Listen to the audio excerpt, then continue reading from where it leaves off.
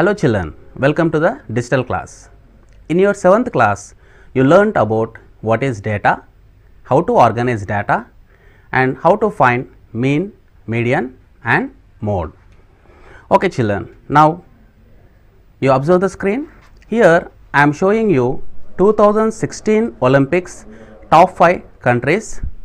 You can observe on the screen United States with 46 gold medals, 37 silver medals, 38 bronze medals and a total of 121 medals. Like this top 5 countries you can see on the screen. Children, what I have done here, I have arranged the same data, or I can say I organized the data into a table.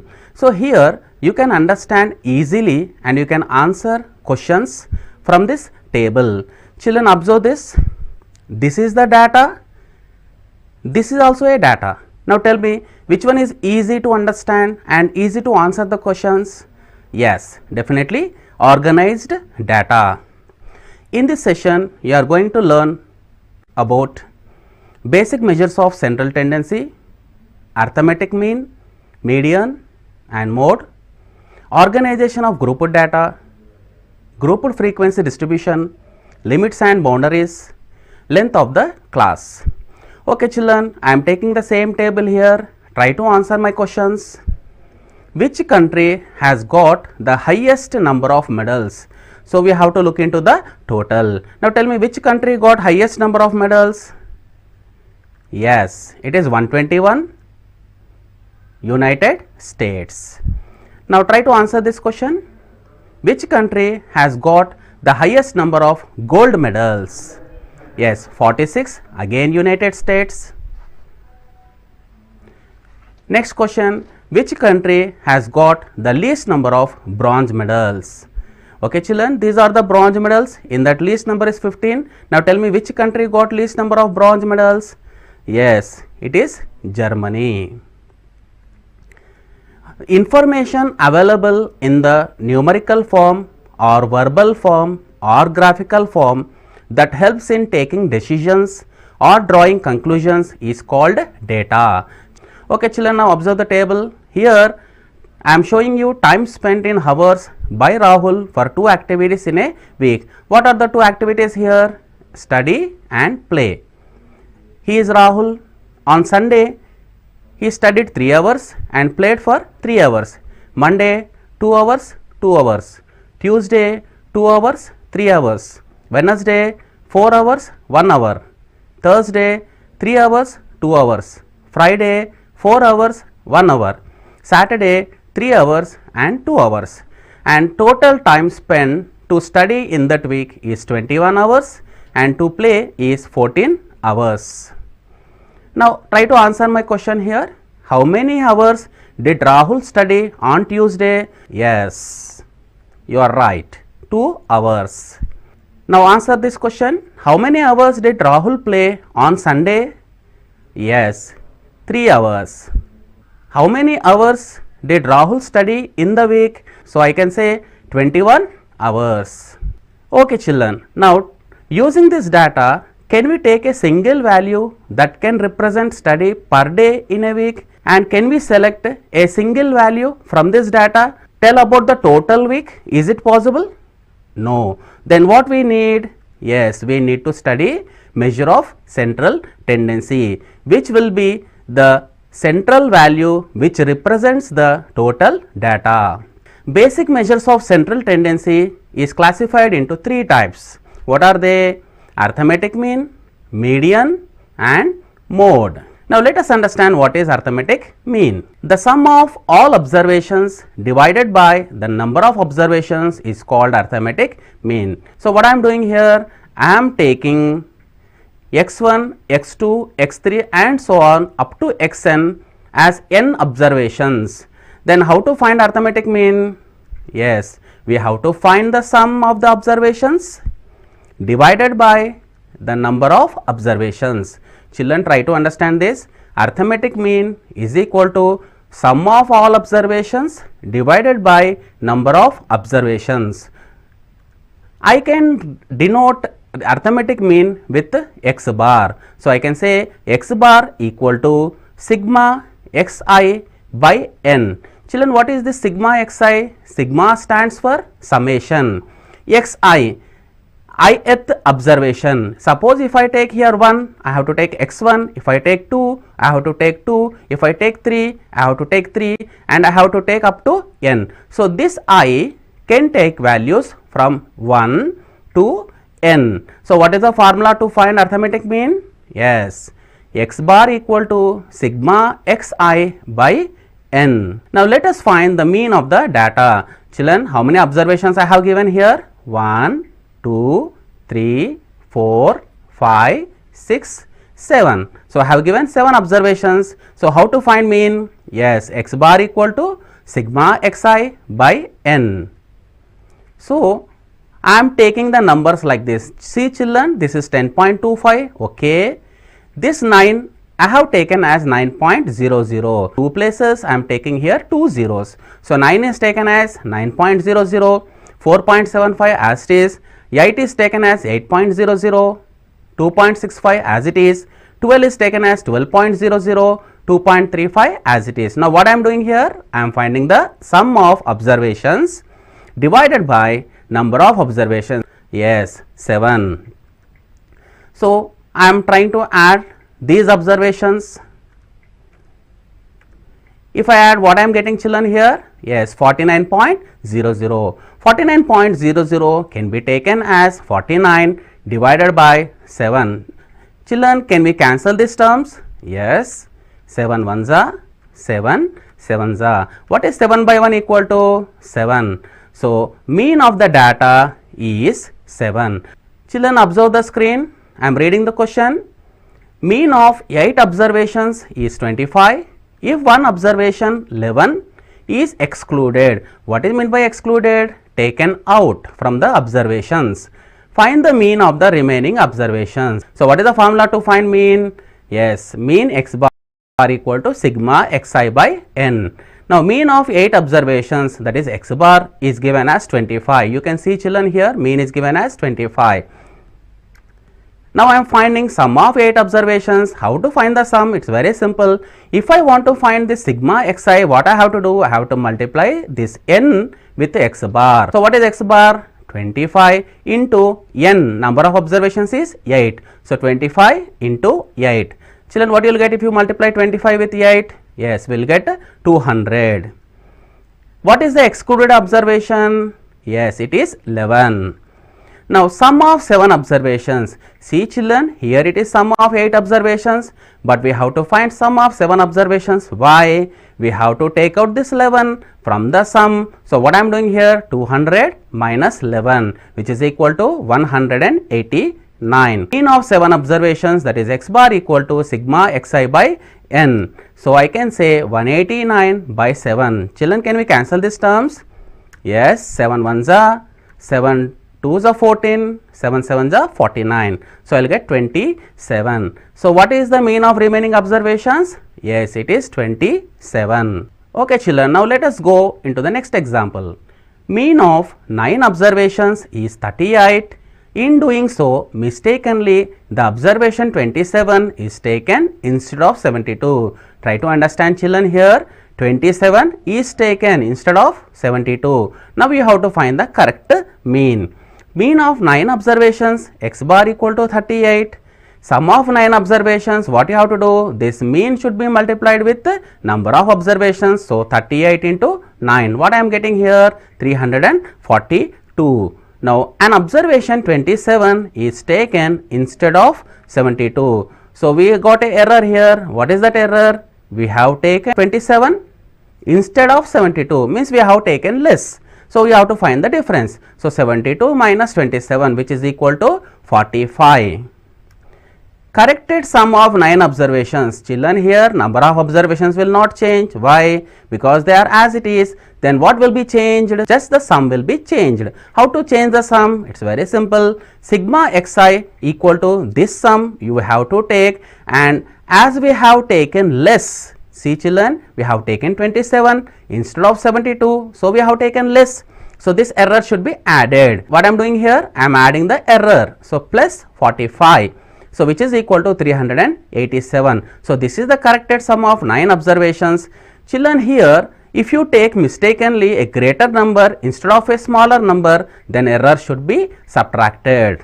Now corrected mean x bar equal to sigma xi by n. So sigma xi is 387, number of observations is 9. Children, can we cancel these terms?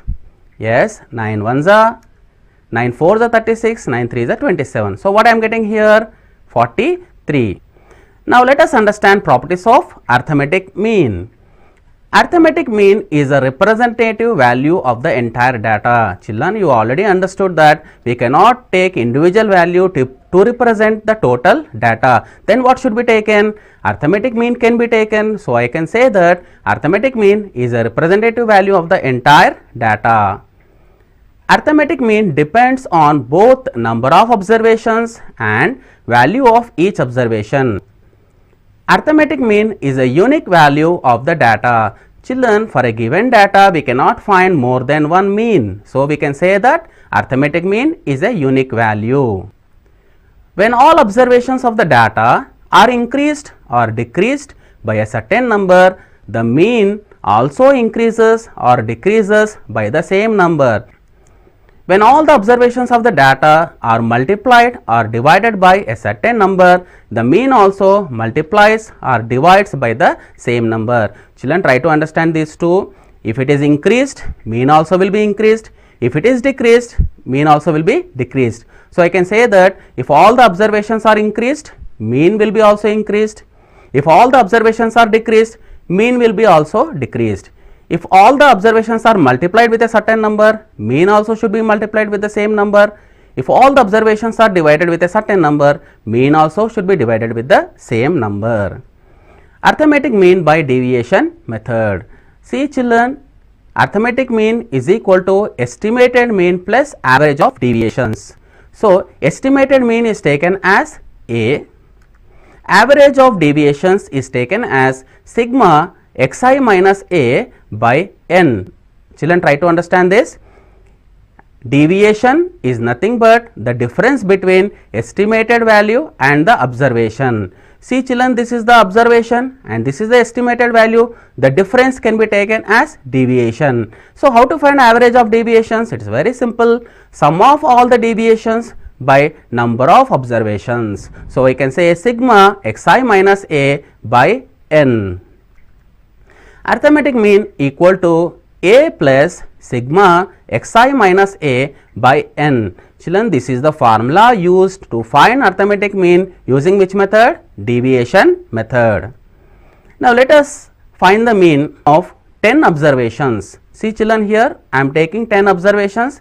By assuming mean as 40, these are the 10 observations. From this, we are assuming mean as what? 40. So what I am doing here? Estimated mean or assumed mean is equal to A equal to 40.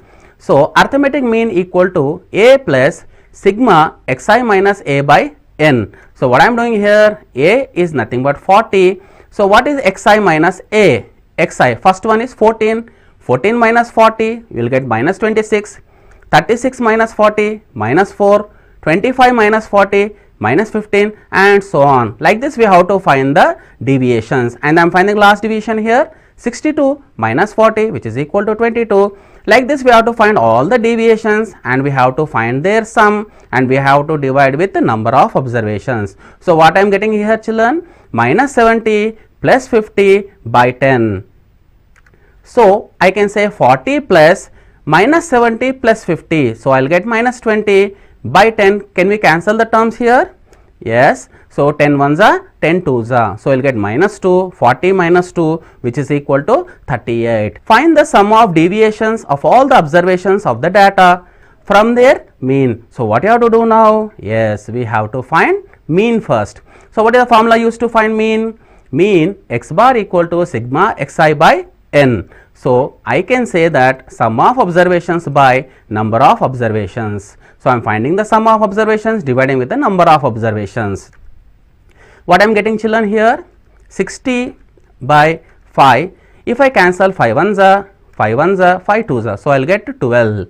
So first I am finding the mean. Now what I have to find? Yes, I have to find sum of deviations. So sum of deviations of all the observations from their mean. See children, this is the mean, these are the observations. So what I am doing here, first observation minus mean 5 minus 12 plus second observation minus mean 8 minus 12 plus and so on.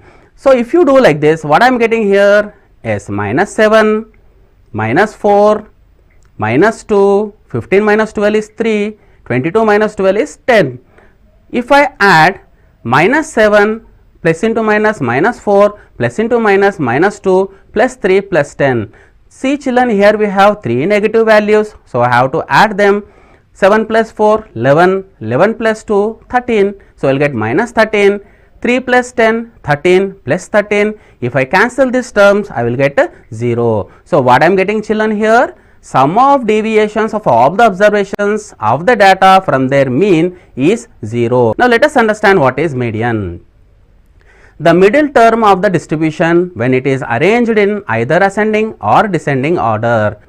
If the number of observations n is odd, then n plus 1 by 2th observation is the median. See children, here when we get a odd number of observations, we will get only one middle term, that itself is called the median. If number of observations n is even, then average of n by 2th observation and n plus 1 by 2th observation is called median. See children, here when you have odd number of observations, we will get only one middle term, that itself is taken as median. But when you get even number of observations, we will get two middle terms. So the average of the two middle terms can be taken as median. Let us find the median of the data. Children, what are the given observations here? Yes, 3.3, 3.5, 3.1, 3.7, 3.2, 3.8. Whenever we want to find median, first thing is we have to arrange them in order. Either you can arrange them in ascending order or you can arrange them in descending order. So what I am doing here, arranging these observations in ascending order. First 3.1, next 3.2, next 3.3, 3.5, 3.7, 3.8. Now how many observations are there? Let us count. 1, 2, 3, 4, 5, 6. So we have 6 means even number of observations. So we will get two middle terms. What are the two middle terms here? Yes, 3.3 and 3.5. So median is equal to the average of these two. So median equal to the average of these two observations, that is 3.3 plus 3.5 by 2. So what we will get here? Yes, 6.8 by 2. After cancellation, what you will get? Yes, you will get 3.4. What is the median of the data? Yes, it is 3.4. Now let us understand properties of median. Median is the middlemost value in ordered data. Median depends on number of observations and middle observations of the ordered data. Children, try to understand here. First thing is it is middlemost value. Second, it depends on number of observations and it depends on middle observations. So median is not affected by any change in extreme values. Now let us understand what is mode. The most frequently occurring value in the group of given observations is called mode. Mode of the data may or may not exist. Children, if I ask a question like this, what is the mode of 1, 2, 3, 4, 5? Is any number repeated here? No. So we can say that mode is not defined. So mode may or may not exist. Data having one mode is called unimodal data. Data having two modes is called bimodal data.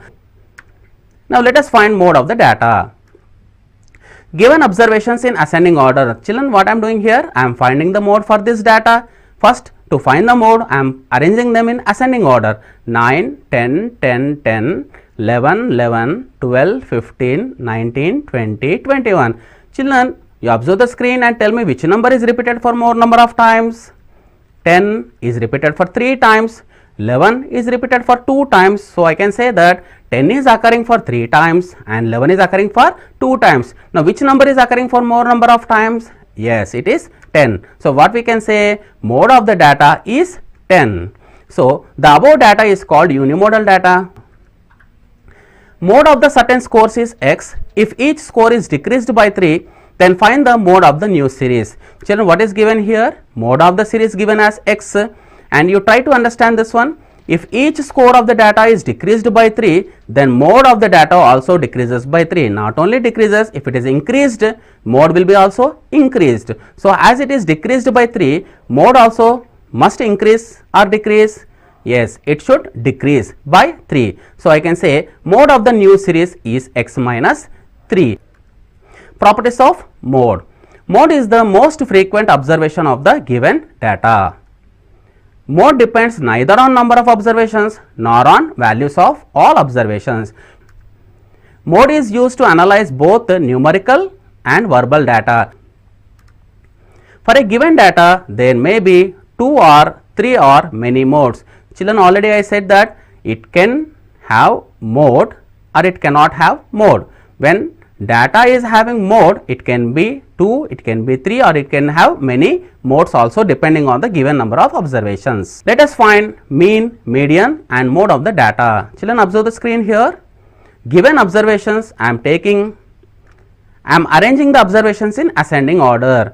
2, 2, 2, 4, 5, 5, 6, 7, 8, 9. I arranged these observations in ascending order.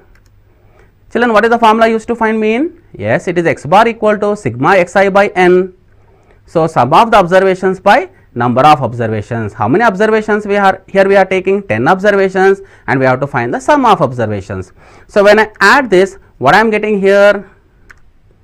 Yes, I am getting 50 divided by 10. See children, when we add 2, 2, 2, 4, 5, 5, 6, 7, 8, 9, we get 50 divided by 10. Can we cancel the terms here? Yes, 10 ones are 10 5s are. So, what I am getting here? 5. So, what is the mean of the data? Yes, it is 5. Now, let us find median of the data. Observations in ascending order is there, and try to count the number of observations here. Yes, it is 10. As it is even number, we will have 2 middle terms. Children, what are the 2 middle terms here? Yes, 5. So, how to find the median? Average of these two. What is meant by average? Just to find the sum and divide with the number of observations. So, 5 plus 5 by 2, which is equal to 10 by 2, which is equal to 5. If I cancel, I will get 5. So, what is median of the data? Yes, it is 5. Now, children, how to find the mode? Yes, 2 is repeated 3 number of times and 5 is repeated 2 number of times. So, what I can say here?